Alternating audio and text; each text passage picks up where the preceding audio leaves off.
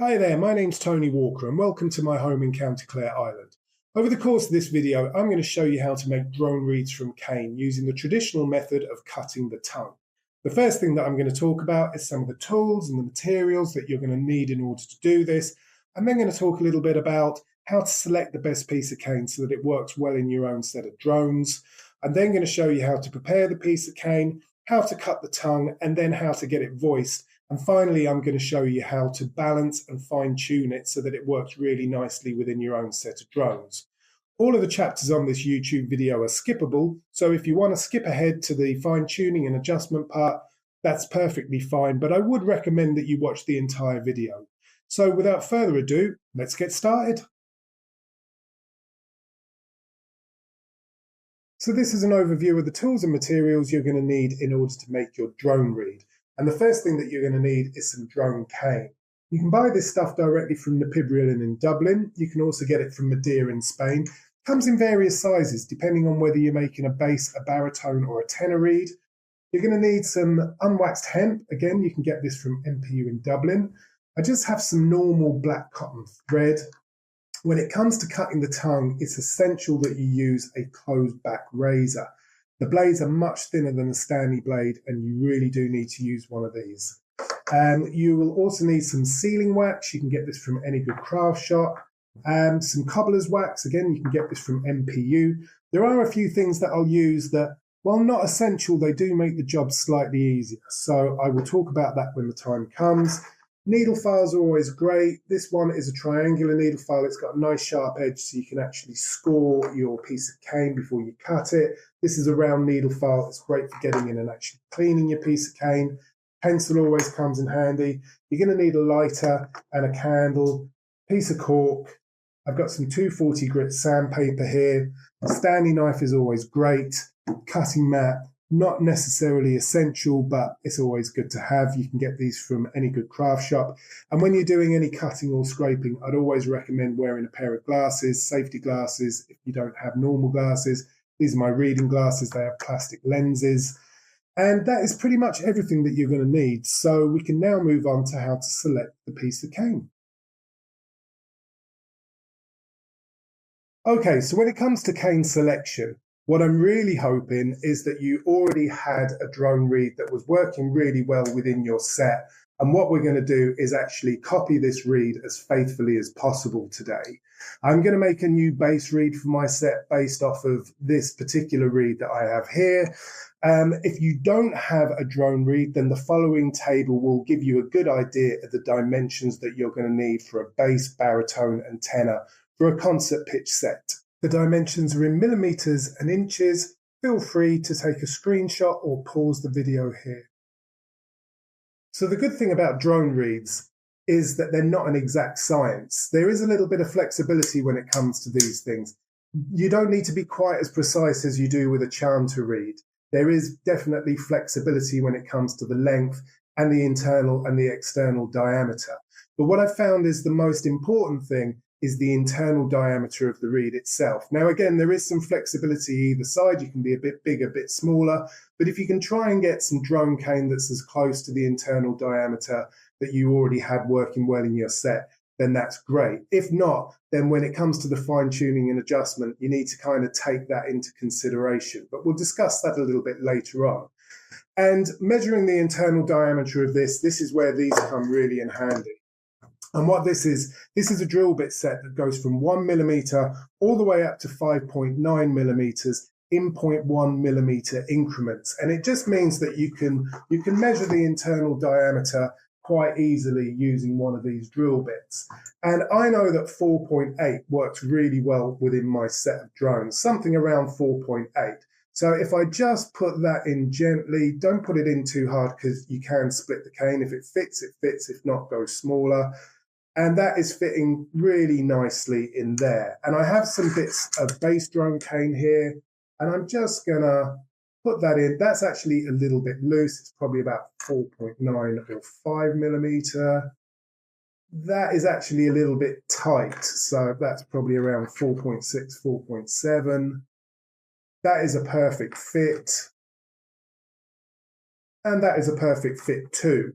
So to be honest, any of these pieces, if it's 0.3 millimeters kind of either side, then you should be all right. Maybe a little bit more, maybe a little bit less. But these two pieces of cane here are going to be perfect. And I just want to make sure that they are going to be the right length. You just need to make sure they're a little bit longer. I much prefer to cut these end nodes off.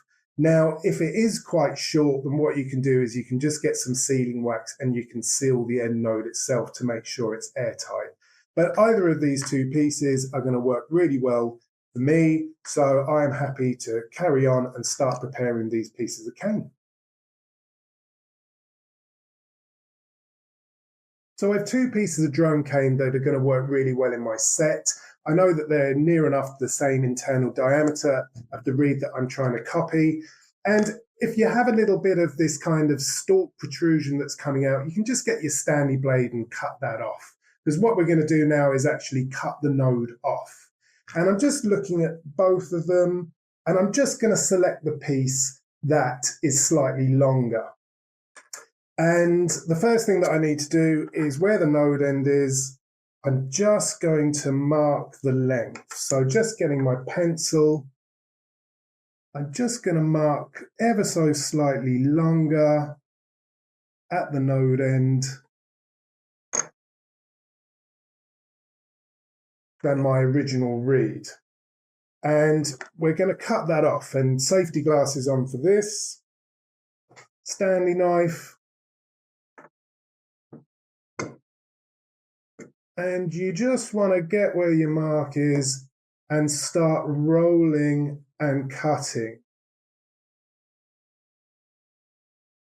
Keep your fingers a fair distance away. You do need to put a bit of force on it, but you'll feel it actually start to go through the cane. And that is a nice clean cut. Now, the next thing that I want to do is I just want to scrape some of the bark off where we're actually going to tie the binding where it goes into your socket. And it's just because the hemp itself, and don't use the pre-waxed hemp that you can get from the Pibriellan, it doesn't stick as well. You're going to need to use cobbler's waxed hemp. So that's why we have the cobbler's wax. But all you need to do is just literally scrape some of the bark off, probably about 10, 15 millimeters from the bottom, and just scrape this off. And at this point, depending on what kind of socket, if you have a tapered socket, you're going to need to do a little bit more work and taper this end. But I know that my socket's straight. So all I need to do is just scrape some of this bark off. Comes off nice and easy. That's about enough. And then get some sandpaper, wrap it in, and just give it a good twist. And this is just kind of smoothing it off nicely. So that's good enough. And that's a nice smooth finish there. So now I'm going to wax some hemp and just get a bit. Now, I have a vise at the end of the table. You can tie it onto anything that is solid.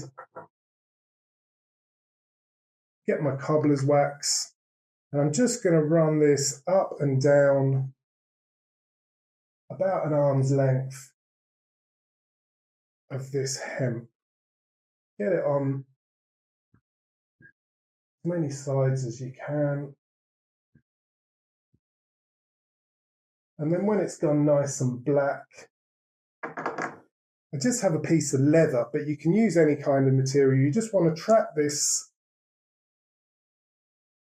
in the piece of leather and then run it up and down, get a bit of heat into it. And this just gets the cobbler's wax soaked into your piece of hemp. Now, just going to cut this end off. Same with the other end. And I have my piece of waxed hemp. So I'm just going to tie a loop like so, just a normal loop. And about halfway down where I've scraped off the bark, and then trap the piece that you're holding with your thumb and your forefinger, and then just twist it round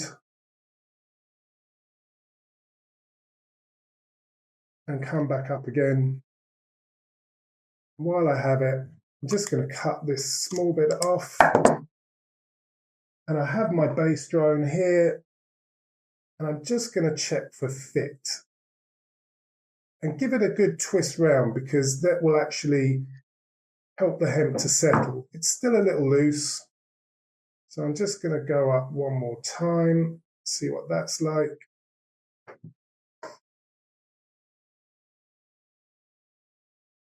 Again, don't force this, you just get it kind of by feel. But twist it round, because that will cause the hemp to compact, and it will compact over time. And I'm just going to give it one more twist down. And the great thing about the cobbler's wax is that it is super sticky. There's no need to tie a knot in this. I'm just going to put it back in, wrong end. Yeah, and that is a really nice solid fit. So now all I'm going to do is cut this off. I always keep waxed hemp because it really does come in handy.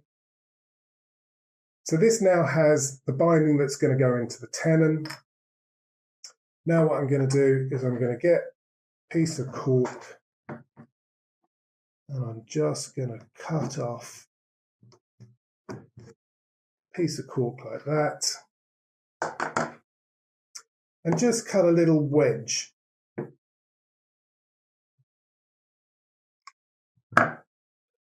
And I'm just going to pop the wedge in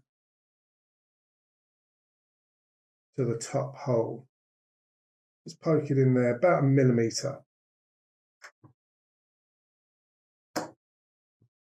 Get my candle and lighter.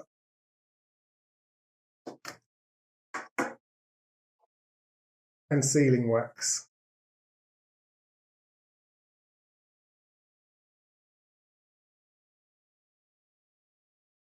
And not too close to the flame, just a few millimeters away. Just kind of turn it. You'll see it's starting to get quite shiny. And you just want to dab it on.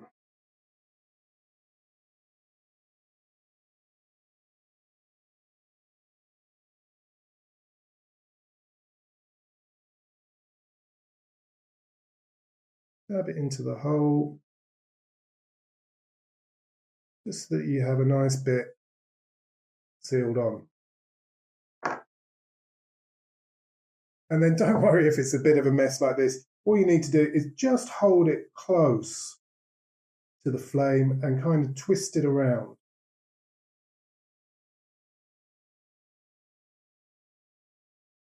And what will happen is it will just melt the wax and kind of get it looking good again. And then don't blow this too hard, but just give it a nice gentle blow just to set it.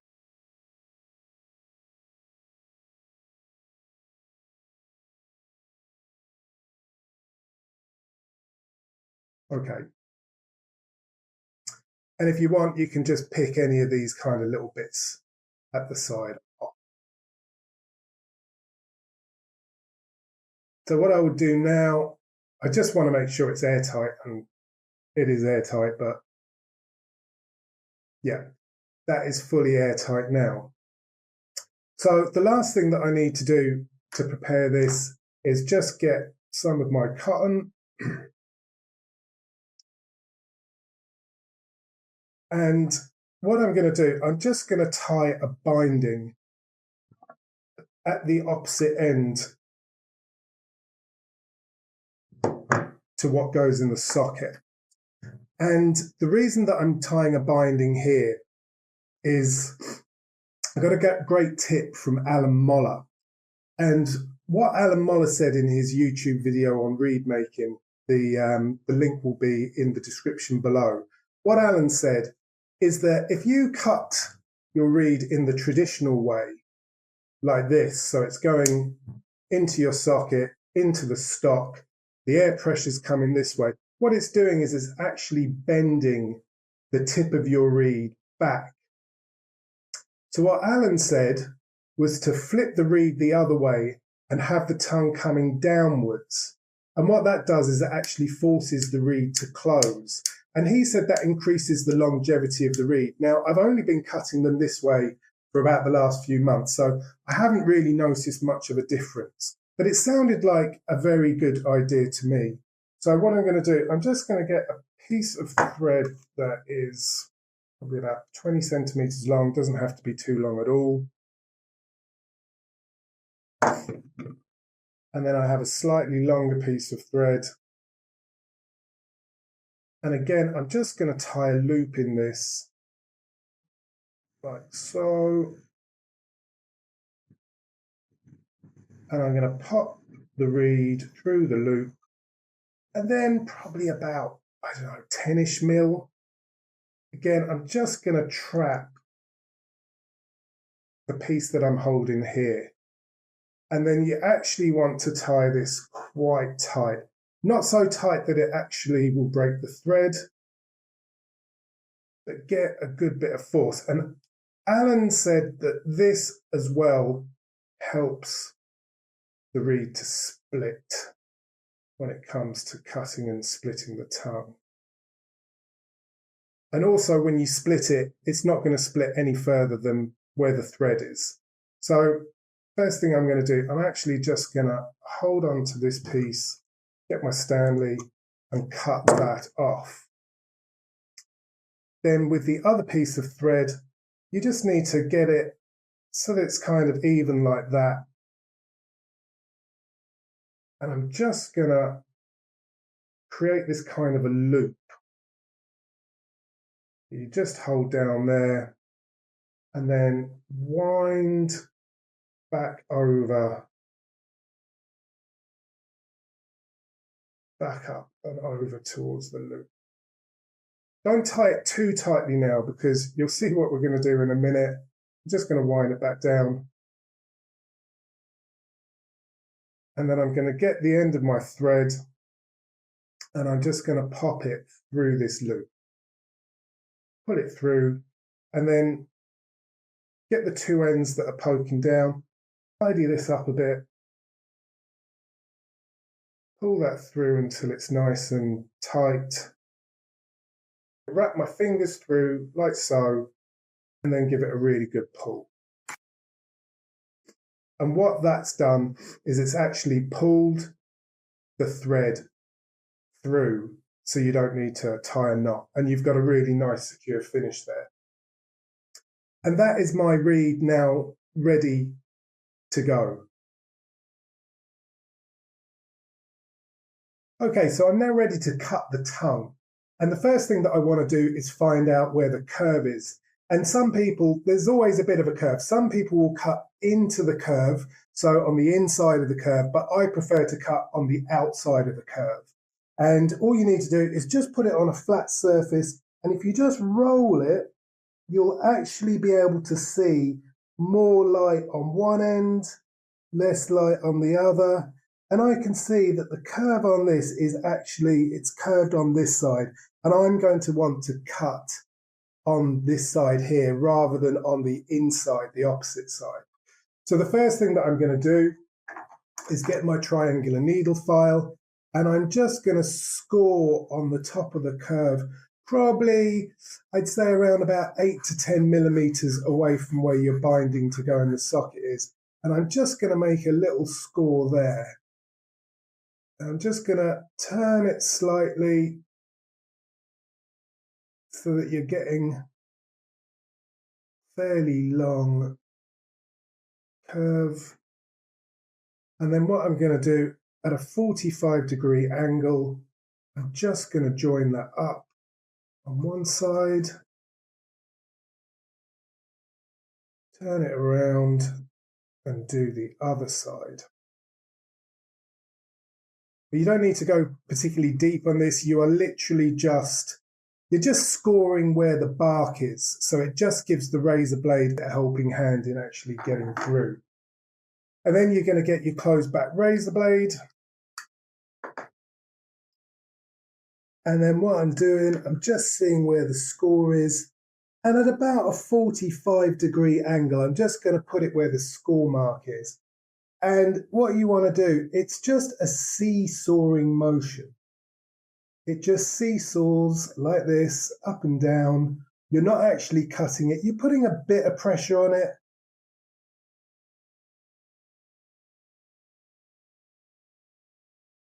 And quite quickly, you'll find that that actually gets stuck in. So it's about a 45-degree angle like so. Keep going.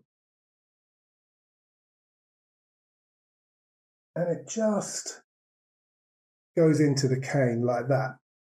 Now, the depth that you go is quite important. And you don't want to go in too deep. If you do, it's not the end of the world. It just means when it comes to voicing it, you're going to need to do a little bit more work.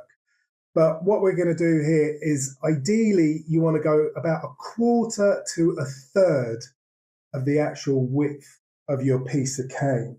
So I'm just going to go further. It's still got a way to go. Just checking that. I'm going to straighten it up a bit.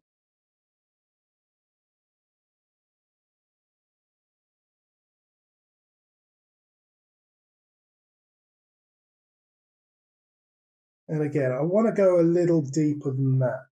Not a lot, but just a small little bit. As I say, if you go too far, it makes the tongue too stiff. So that just means that you basically need to loosen the tongue a bit, which means you're going to need to, when the time comes, scrape a lot more there.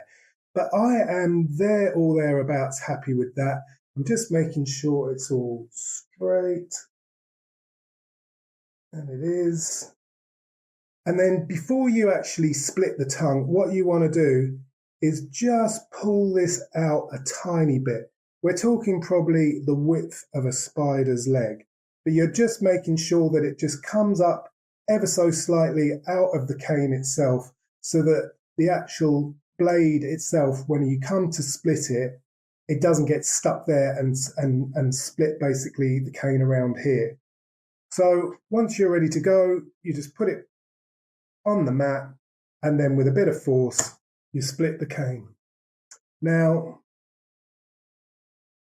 I have a piece of plastic here. I actually cut it off of this book. It's just very thin plastic. It's quite flexible. Any bit of plastic will do, but I find that this is a really good way of splitting the tongue. And you just kind of lift it, get the bit of plastic in, and then what you're doing, I'll do it so it's facing you, is you just run it down all the way down to where that binding is, like so. And while I have it like this, I'm just going to check and make sure that there's no kind of fibers or anything like that. And there isn't. It looks like a really nice clean cut, which again, I find using this kind of flexible plastic, it really does make a massive difference when it comes to splitting the tongue. Now, the next really important step, and I got this tip from watching Napibrialan's Heart of the Instrument DVD, and it was a tip that Benedict Kohler gave. And what he said was, if you lick the end, the tip here, what happened when you were actually forcing the blade in was the cane itself, it doesn't go anywhere. What it actually does is it gets pushed apart. So what Benedict says is if you just lick this end, the tip, get a good bit of moisture on there, and then hold this closed for about a minute. And I just put like a little bit of kind of pressure, get a little bit of heat into it. And what that does, the moisture actually re-expands the cane. And I'd noticed when I started cutting tongues, until I started doing this licking, I'd noticed that the seal wasn't great, but as soon as I started actually licking it and then holding it shut and letting the cane re-expand, you actually, when you hold it shut, get a much better seal. And that is a really nice seal. It's never going to be 100% airtight once you actually split it, but this is a good seal. Yeah. So I'm really happy with this. And again, I'm always just kind of checking just to see if there's any little kind of stray fibers or anything like that on either side. If there is, you can just kind of pick them off. But this is a really nice clean cut. And the first thing that we're going to do, just rub it between your hands like this for about 30 seconds. Gets a bit of heat into the reed. And again, it just twists the fibers and it just makes the tongue a little bit more pliable.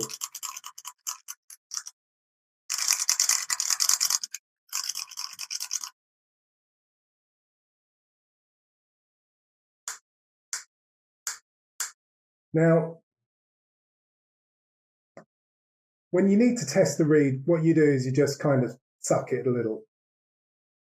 And voicing it basically means that you're just getting a sound out. And for a bass reed, you actually want to be able to see some daylight almost in between the tip of the reed and the body of the reed. You're going to want to see like a little bit of light actually coming through there, not too much. If you're making a tenor or a baritone, there's barely any lift in those. But for a bass reed, you're going to want to see some daylight. So the first thing that I'm going to do, and if you went a little bit too deep, you're going to have to do quite a bit of this. I'm going to just lift the tongue, take it away from the body a bit. And I'm going to get my Stanley blade, and I'm just going to scrape this kind of bottom, say about a quarter. I'm just going to scrape this, scrape some of the bark off. And what that does is it just allows the reed to flex a little.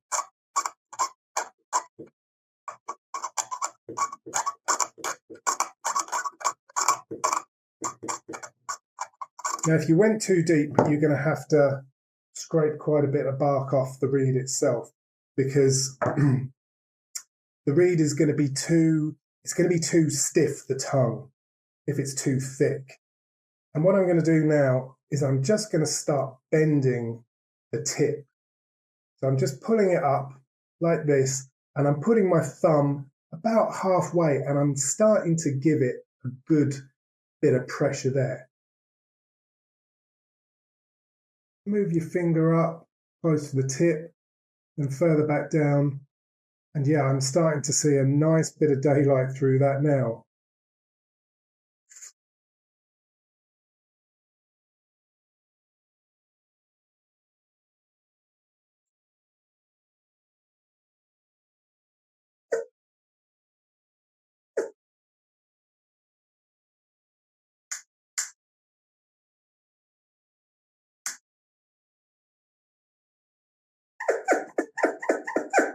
Okay, we're getting a bit of noise.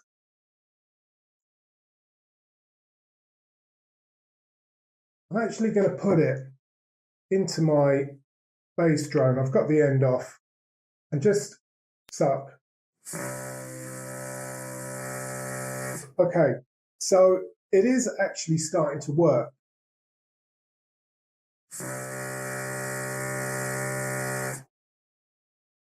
So this is good.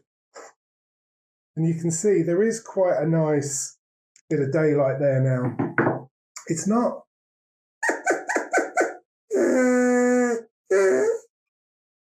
it's not sounding the greatest by sucking on it. But it's almost there. And as I say, you can just pop it in to your bass. And it is starting to make some noise. So some people, they do like to mouth blow these and just kind of test them out by actually mouth blowing. You put it into your socket and yeah, like so. I prefer not to do that. And the reason being is that you'll actually vary the amount of pressure that you're blowing, and you might be blowing less pressure, you might be blowing more pressure. But what eventually happens is that you will actually blow it into work, whereas when you then put it into your stock, the pressure is what the pressure is, and it'll either work or it won't. And I tend to find the bass drone, you can mouth blow them, but then you put it into the stock and it just does not work. So what we're going to do now is we're going to get my set and we're going to fine tune and adjust this now that we're actually getting some noise out of it. We're at a position now where we can start to fine tune and adjust. So I've got my set now. I've got a bit of my bass drone. Again, when you suck on the end of your bass drone, it is working. It doesn't sound particularly stable, but we'll get there. We'll adjust it. So anyway, so the reed is voiced. And these things, what these are silicone plugs. And I got this tip off of Josh Bailey, who's an American pipe maker. And these come really in handy. And what you can do is you can just pop them into the ends of your drones. And what that does is it actually means that you can just concentrate on the one drone.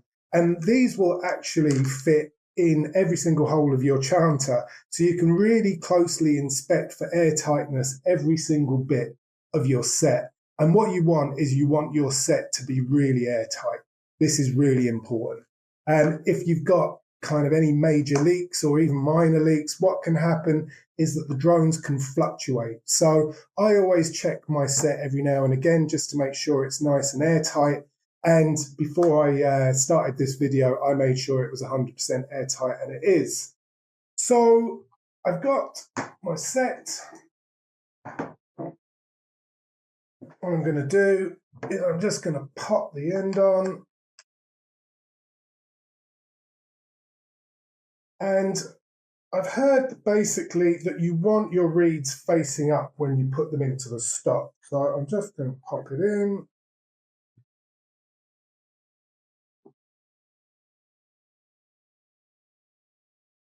And I'm just going to see what happens. It might not work, it might work, but I wouldn't be too worried yet if it doesn't.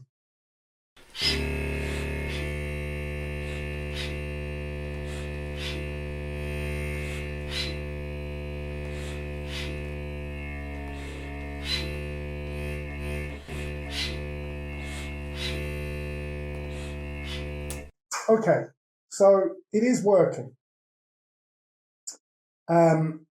But it's kind of fluctuating. You probably heard the pitch going up and down a little bit there when I put a bit more pressure, less pressure. So it's quite unstable.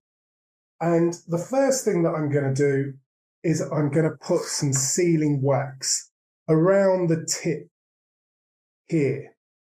And I'm just going to dab some sealing wax onto this. And what that's going to do is it's going to give it a bit of weight to the tip, which has two effects.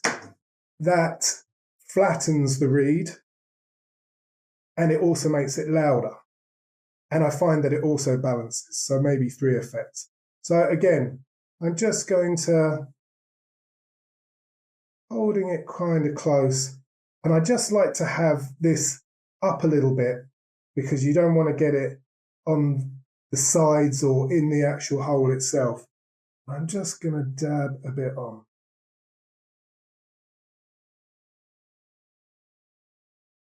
Just give it a really gentle blow. Just going to get a little bit more. And again, just dab it.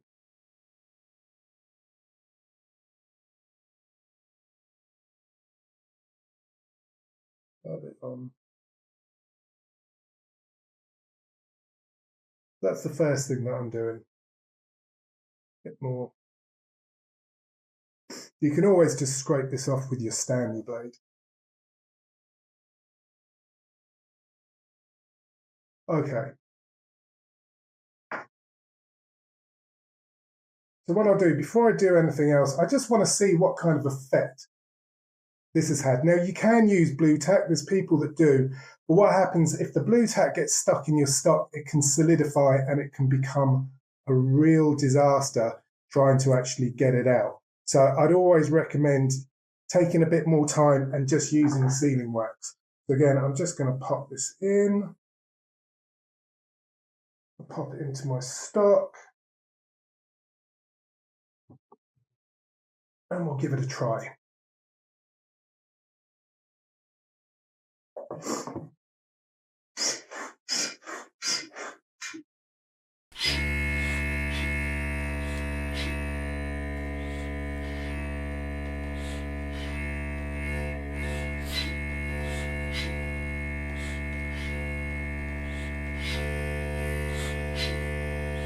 Okay, so again, we are still getting that kind of up and down pitch, but I've got a bit of weight on the end. And what I'm going to do now is I'm going to put on a bridle. And you can tie a bridle with a piece of thread, but what I've found, because I started making composite drone reeds, so that'll be the next video that I do, where you actually use the body of a piece of cane and you attach a wooden or a plastic tongue. And I experimented with that a good bit last summer, and I found them to be super stable and really good. And to be honest, now it's my preference of making a drone reed would be to use a spruce tongue and a cane body. But what I found, because like it's sloping, if you tied a bridle, if you try to push it towards the end is narrower. So what I found were these hair braids, and you can get these off of Amazon, same as you can get the plugs off of Amazon. And these, I think they're like a couple of quid for about 2,000 of them. And they're used for like braiding hair. They're just elastic band ties. And I've just found them really handy. I don't think they will ever perish or anything like that. They're better than O-rings, because O-rings, it's either kind of one size fits all. They start rolling. And I just literally fold these on, get them kind of all together. Give them a bit of a twist and over. And then once you've done that a few times, just kind of gather it all together so it's all in a bit of a straight line. Unfortunately, they're clear and you probably can't see them very well. But we're going to see what this does now. So just pop this in here. If your drones are fluctuating in pitch, it tends to mean that you need to have a bride. And if they go up in pitch, so they get higher, it means that the reed wants to be sharper. So you actually have to shorten the tongue by pushing the bridle up close to the tip. If it goes flatter, you do the opposite. It goes away from the tip. So I'm just going to pop this in now and see whether that's made any difference.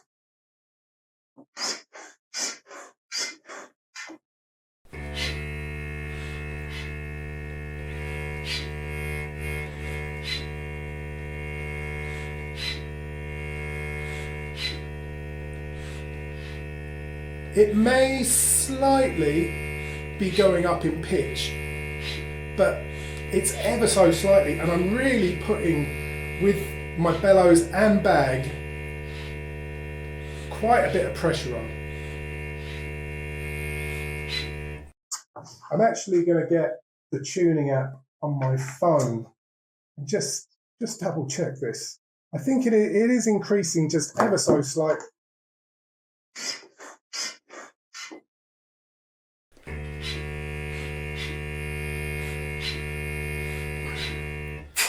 According to this, it is rock solid right there. It's a tiny bit sharp. So what I'm going to do, I'm just going to lengthen my drone to see if I can get it into tune. And try again. Sometimes when you lengthen the drone, when you're at this fine tuning stage, what can happen is that it starts fluctuating in pitch again once you actually lengthen the whole drone itself.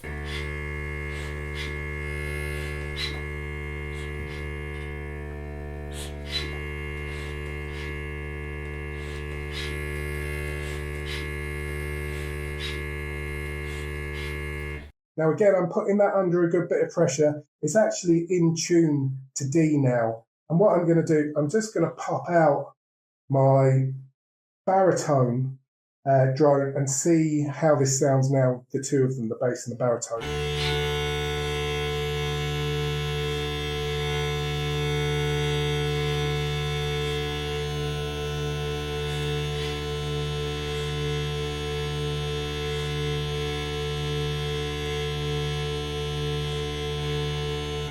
Okay, so it's actually sounding quite good.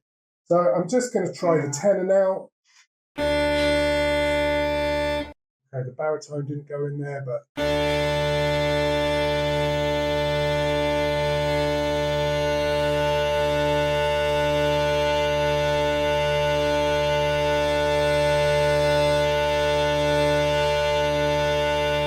Okay, so I'm really happy. Everything seems to be really good. They sound nice. It's at a pretty good volume. Could maybe get a little bit louder. If you want to get it louder, you just need to slightly increase the lift in the tongue or put a little bit more weight on the tip using the sealing wax. But as things stand...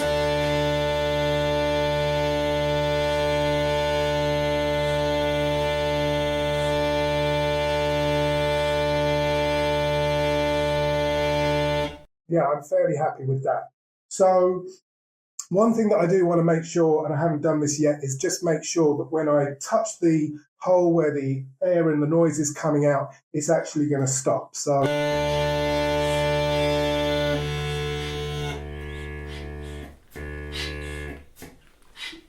okay, so that has now stopped all the reeds off, and I can restart it, restart them all one by one.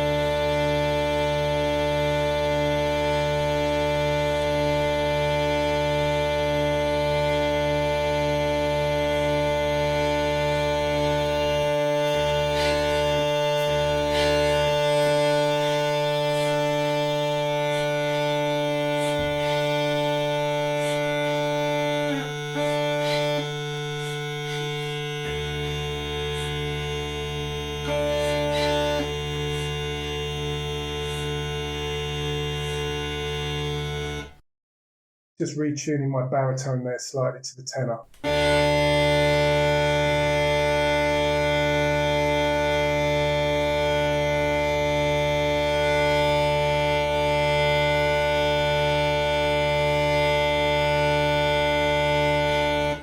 And yeah, no, I'm really happy with this now. Now that I've tuned that baritone slightly more, it's actually sitting really nicely, I think. They're sounding really nice. They're all, when I'm flipping my switch, they're all coming on. If I put a lot of pressure, for some reason the baritone now isn't kicking in, but... I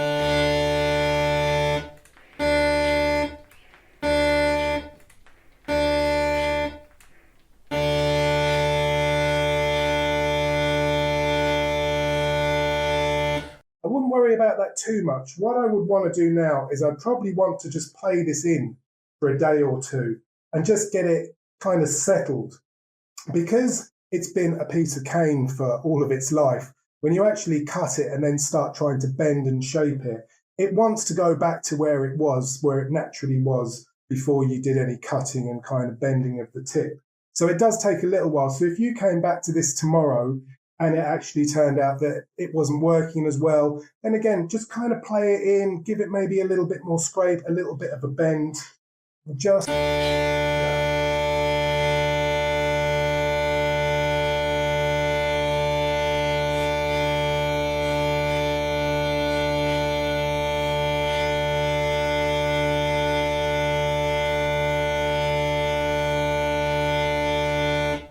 Okay, so right now I'm actually really happy. That was fairly straightforward. So they can be a little bit tricky, the drone reeds, when it comes to actually adjusting them. The bass normally always needs a bit of weight, so use some sealing wax. I don't find the baritone and tenor, you kind of really need to do that. So with the bass as well, it sometimes takes a little bit of punch to kind of kick it in. And if you ever get a drone reed that kind of stops working, or when you're putting it under quite a bit of pressure, it doesn't kick in, don't do this thing of getting like a body hair. and sticking it in the tongue. I find that is not a good way of fixing that problem. What you need to do is just right at the base of the tongue, wherever your bridle or whatever it is, just give a little bit more of a scrape there. Maybe just kind of bend the tip tiny bit. Once you've got it voiced, all of this is just small, little, tiny little things. When you were trying to voice it, I was putting quite a bit of pressure on the tip to kind of get it to bend and just have that little bit of lift. But now that it's working and it's fairly well balanced,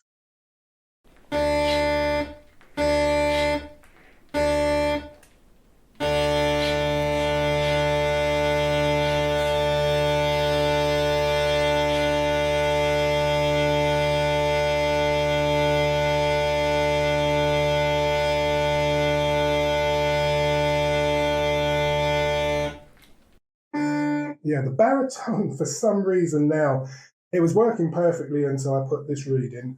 But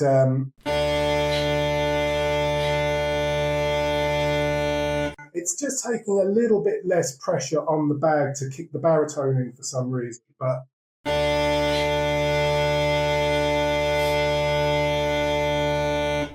yeah, so that's working nicely now. And this table shows you all the adjustments that you can make to either your reed or your drones in order to get your new reed balanced and working really nicely within your own set. The adjustments at the top of the table have a greater effect than those at the bottom.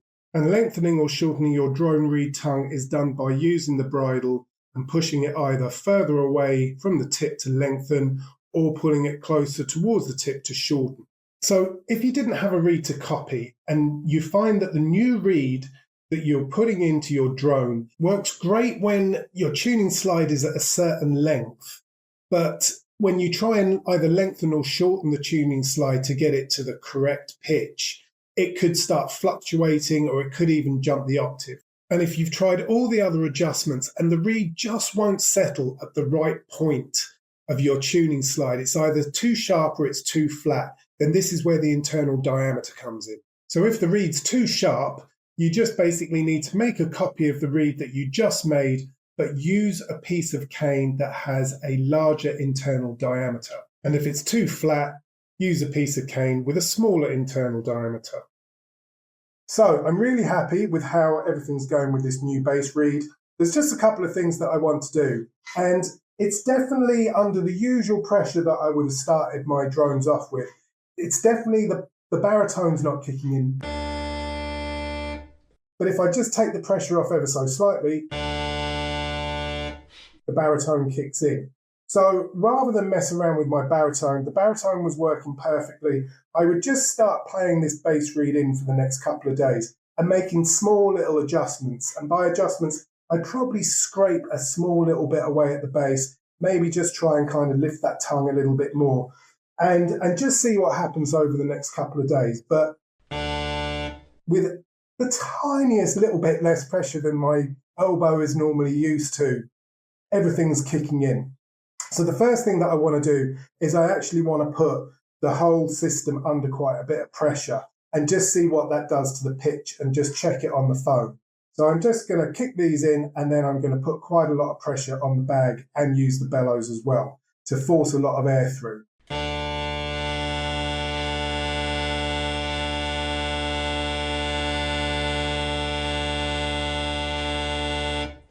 And I just put quite a bit of pressure on that and it is bang on D.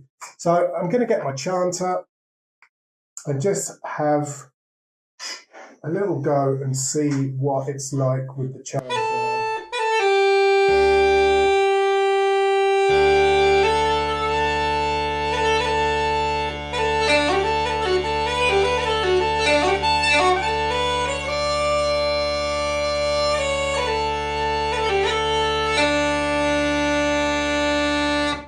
Okay, so it's working pretty well with the chanter. It sounds nicely in tune. It stops when I take all the pressure off the bag. The drones stop immediately. All I want to do now is I've already put it under quite a bit of pressure, but I just want to check that the playing pressure to get up to the top of the second octave is going to work with the chanter. So